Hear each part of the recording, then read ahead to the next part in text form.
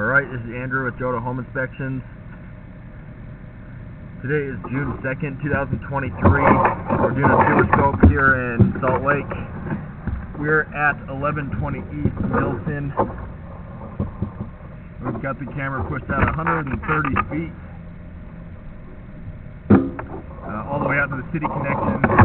Now we're going to pull it back and record it and see what we find.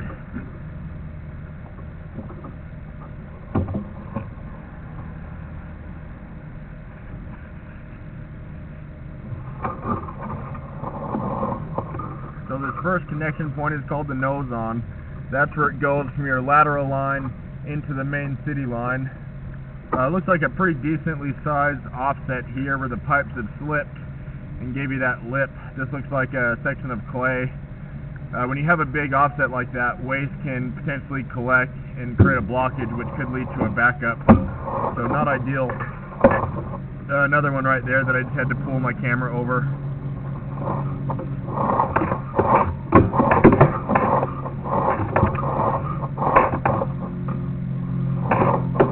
It looks like this might be transite from what I can tell so far. So you had a little bit of clay, and then transite is a white cement asbestos pipe.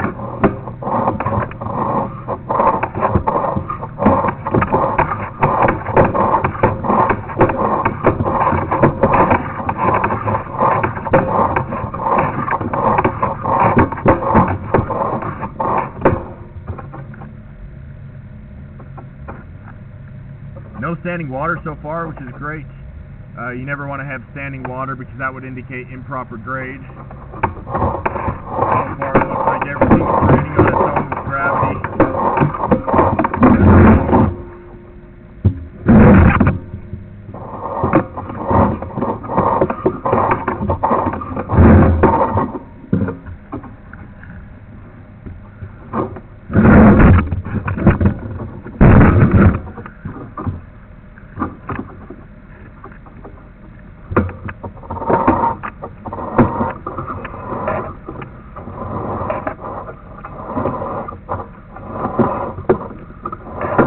Tiny bit of buildup, but not horrible.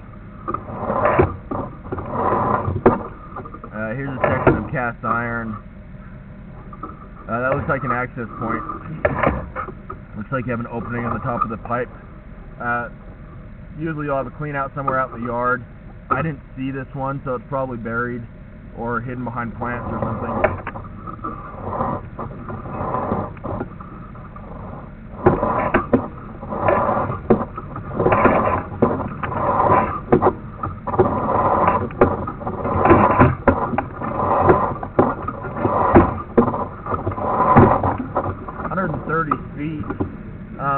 Somewhat average length of a sewer line. Usually I see about 100-foot line, usually a little longer when I go through the roof, which is what I'm doing here, is going through the roof stack.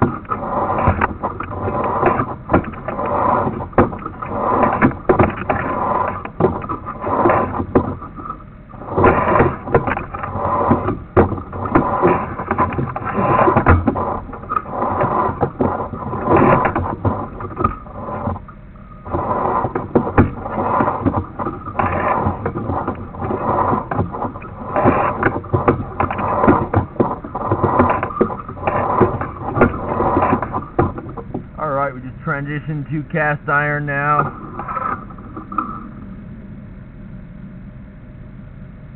"51 feet out. Oftentimes, the transition between the transite and cast iron is right in front of the house. What's interesting here is it looks like you might have another line feeding into this one. You can see from the left-hand side.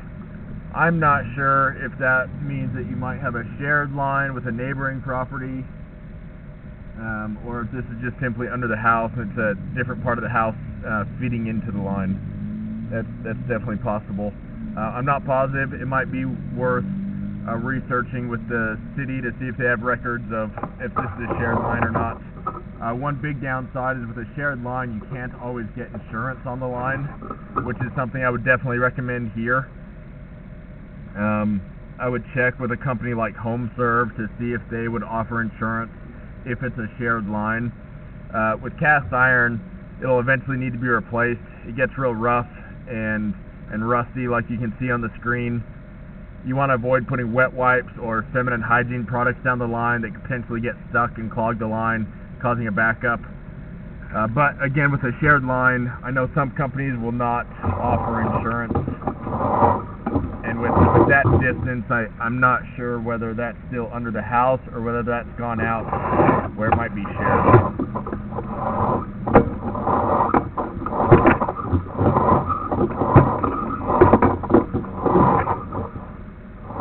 Pretty average looking cast iron.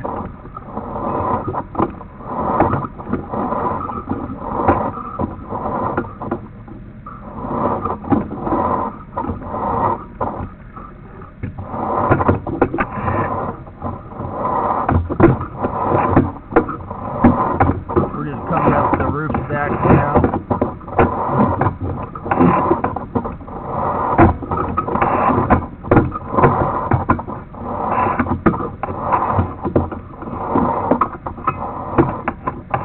To recap, you have a fair amount of cast iron. You have a couple pretty good size offsets. I would recommend the insurance on this line, but first it would be good to consult the city to find out whether this might be a shared line or not. The other option is you could have a drain specialist come out and locate where it looks like it's tying into another line, and if that's under the house, perfect. If it's out in the yard, that's a sign that it might be a line tied into a neighbor's. I don't know if they have any drains ran out to the garage. That could be a possibility. I'm going to end this recording now.